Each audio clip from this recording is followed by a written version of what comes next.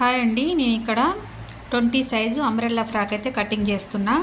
ఇది already cutting అయితే మన ఛానల్లో కూడా ఉంది, అయినా కానీ మళ్ళీ ఒకసారి చెప్తా చూడండి. ఈ పొడవు వచ్చేసి 8.5, 18 సైజ్ అయితే 8 వస్తుంది. బాడీ పొడవు మొత్తం పొడవు మనకు 18 రావాలన్నమాట. అంటే బాడీ పొడవు 8 తీసేస్తే 18 సైజ్ అయితే 8 తీసేస్తే మనకి కుచ్చుల పొడవు అనేది 10, మొత్తం కలిపి 18 అయితే. అయితే ఇది 20 సైజు కాబట్టి 8.5 పొడవు అండి. బాడీ పొడవు లూజ్ ఏమో 4 మడతల మీద లూజ్ వచ్చేసి మీకు ఎంత వస్తుందంటే 6.5. ఎందుకంటే 20వ సైజు కాబట్టి 6.5. హాఫ్ ఇంచు అంటే 18 సైజుకి 20 సైజుకి 22 సైజుకి అట్లా సైజులు పెరుగుతూ ఉంటే మీకు ఒక హాఫ్ ఇంచ్ అనేది పెరుగుతూ ఉంటుంది అన్నమాట. ఏంటి లూజు పొడవు. షోల్డర్ మాత్రం అదే ఉంటుందండి, ఎందుకంటే చిన్నపిల్లలైనా పెద్దవాళ్ళైనా షోల్డర్ అయితే ఒకేసారి పెరగదు. ఈ షోల్డర్ అనేది 4. మీరు ఒకవేళ పిల్లలు చాలా బక్కగా ఉంటే షోల్డర్ ఇంకా కొంచెం తగ్గించుకున్నా పర్వాలేదన్నమాట. మీకు కావాలంటే పైపింగ్ వేసుకోవచ్చు. అయితే రెడీమేడ్ కొలతల ప్రకారం ఏంటంటే ఎంత షోల్డర్ ఉంటే అంతే చంక క్రాస్ తీసుకోవాలన్నమాట మనం. అయితే ఇక్కడ నేను 3.5 తీసుకున్నా. ఒకవేళ బొద్దుగా ఉంటే 4 దాకా తీసుకోవచ్చు, లేదంటే 3.5 తీసుకోవచ్చు. ఇంకోటి దానికి మనం పైపింగ్ చేస్తున్నామా లేకపోతే హ్యాండ్ వేస్తున్నామా అనే దాన్ని బట్టి కూడా ఈ చంక క్రాస్ అనేది ఆధారపడి ఉంటుందండి. ఓకేనా. ఈ నెక్ మాత్రం 1.5, ఇక్కడ 1.5 పైన, ఈ పైన అనేది 1.5 అండి. ఈ కిందికి మీరు 2.5 3 కన్నా ఎక్కువ పెట్టుకోవద్దు, ఎందుకంటే చిన్న పిల్లల నెక్ అనేది పెద్దగా అయిపోద్ది అనమాట.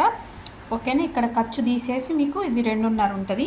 వీడియో దగ్గర నుంచి చూపిస్తున్నా కాబట్టి పెద్దగా కనిపిస్తుంది. చాలా చిన్న ఫ్రాక్ అండి, ఇలా చూస్తే మీకు చిన్నగా అనిపిస్తుంది.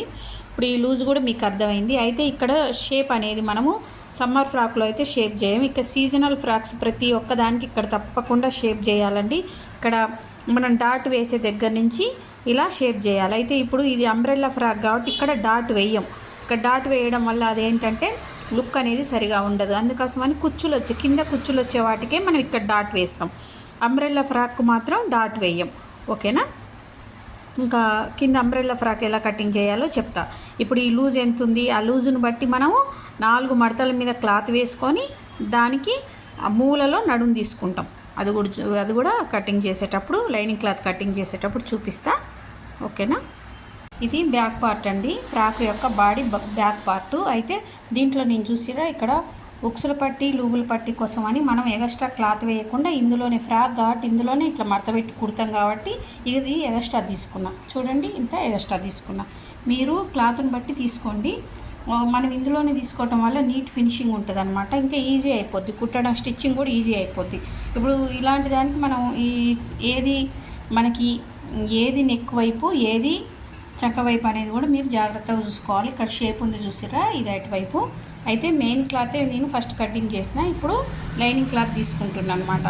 ఓకేనా. ఇది ఒక పక్క ఏమో రెండింటికి, ఇప్పుడు డబల్ మీద రెండింటికి మీరు ఇట్లా ఎక్స్ట్రా తీసుకుంటే ఒకటేమో ఇట్లా వంచి మొత్తం ఉక్సులకు గుట్టేయాలి, ఇంకోటేమో పెంచుకొని లూబులకు గుట్టేయాలన్నమాట. లేదు జిప్పేస్తా అంటే మీ ఇష్టం. కొంచెం ఫోన్ వీడియోలలో జిప్ వేయడం అలాంటివి చూపిస్తాం. ఇప్పుడు కొత్తగా నేర్చుకునే వాళ్ళకి మాత్రం జిప్పు అవి అంత వేయడానికి రాదు కాబట్టి ఇట్లా నార్మల్గా కుట్టేసుకోండి మీరు ఎవరైనా కుట్టాలనుకుంటే.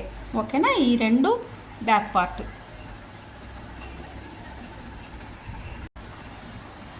ఇప్పుడు చూడండి, ఇట్లా 4 మడతల మీద క్లాత్ వేసుకోవాలి. వేసుకున్నాక ఇక్కడ మనకి మూల వస్తుంది కదా, ఇది కటింగ్ చేసింది కాబట్టి ఆల్రెడీ ఈ కటింగ్ కూడా ఉందండి ఛానల్లో. అయితే దీనికి పైన నెట్ కావాలని చెప్పి నేను ఇన్ని రోజులు స్టిచ్చింగ్ చేయకుండా ఉంచిన.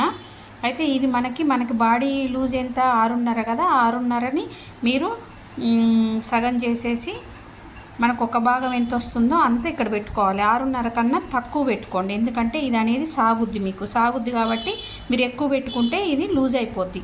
అందుకోసమని మీరు ఒక హాఫ్ ఇంచు, పావించి అయినా తగ్గించి పెట్టుకోండి. ఒకవేళ స్టిఫ్ క్లాత్ అనుకోండి, జీన్స్ క్లాత్ లాంటిది గట్టిగా కాటన్ క్లాత్ అనుకోండి, అప్పుడు మీరు నడుము ఎంత ఉందో మనం అంత ఒక భాగాన్ని ఇక్కడ పెట్టేసుకోవాలి. ఇంకా ఈ పొడవు వచ్చేసి మనం ఇట్లా రౌండ్గా సర్కిల్ లాగా ఇట్లా రౌండ్గా ఇక్కడి నుంచి ఇట్లా టేప్ చూసుకోవాలన్నమాట. టేప్ చూసుకొని తీసుకోవాలి సర్కిల్ లాగా. ఓకేనా. నేను వీడియో సెట్ చేసుకొని మీకు ఒకసారి చూపిస్తా.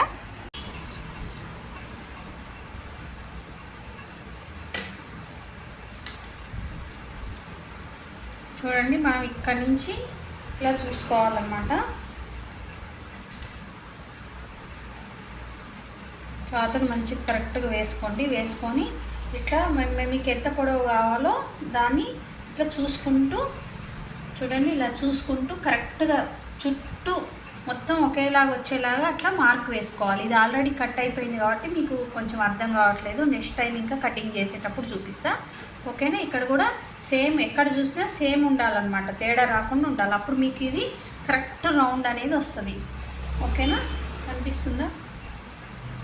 స్టిచ్చింగ్ చేసేటప్పుడు కూడా స్టిచ్చింగ్ వీడియో కూడా మీకు చూపిస్తా. అంబ్రెల్లా ఫ్రాక్ 20 సైజ్ అండి, ఇది 20 సైజ్. దీని మీద నెట్ వేస్తా, మళ్ళీ లోపల లైనింగ్ కూడా వేస్తా. మీరు కూడా ఇలా మంచి క్లాత్తో కుడితే అసలు రెడీమేడ్ ఫ్రాక్ కొనుక్కొస్తే ఎలా ఉంటుందో అంత బాగుంటుంది. ఓకేనా? ఇప్పుడు లైనింగ్ క్లాత్ చూడండి, కింద పార్ట్ కోసం మనం ఈ గేరా, ఇప్పుడు ఇదేమో మడత మీద ఉంది కదా, ఇదైతే నేను సింగిల్ మడత. ఇప్పుడు చూడండి, ఒకటే మడత మీద నడుము దగ్గర 12 తీసుకున్నాను అనమాట. 12 తీసుకున్నా. ఈ పొడవేమో చూడండి, ఈ పొడవు ఇంత తీసుకుంటా. ఇప్పుడు ఇంత పొడవు తీసుకుంటా చూడండి. ఇంత పొడవు తీసుకున్నప్పుడు మనకి ఇది గేరా కొంచెం తక్కువ వస్తుంది, లైనింగ్ క్లాత్ కాబట్టి గేరా తక్కువ వచ్చినా ఏం కాదు, బాగుంటుంది అనమాట. ఓకేనా? క్లాత్ తక్కువ ఉన్నప్పుడు మనం ఇలా తీసుకోవచ్చు. నేను డబల్ మీద ఇట్లా మూలలో ఇలా తీసుకుంటున్నా. ఓకేనా? మీరు క్లాత్ తక్కువ ఉంటే ఇలా తీసుకోండి, లేదంటే మనం ఈ పై క్లాత్ ఎలా తీసుకున్నామో అలా 4 మడతలు వేసి తీసుకోవచ్చు. అట్లా ఏం తీసుకోవచ్చు, ఇట్లా ఏం తీసుకోవచ్చు. కాబట్టి ఇది 2 మడతలు కాబట్టి ఇది 12 తీసుకున్నా, ఇది 4 మడతలు కాబట్టి 6 తీసుకున్నా. ఓకేనా? అర్థమైందని అనుకుంటున్నా. స్టిచ్చింగ్ చేసినాక చూస్తే ఇంకా మీకు బాగా అర్థమవుతుంది. ఓకేనా? తప్పకుండా వాచ్ చేయండి, స్టిచ్చింగ్ వీడియోస్ చూసి బాగా నేర్చుకోండి.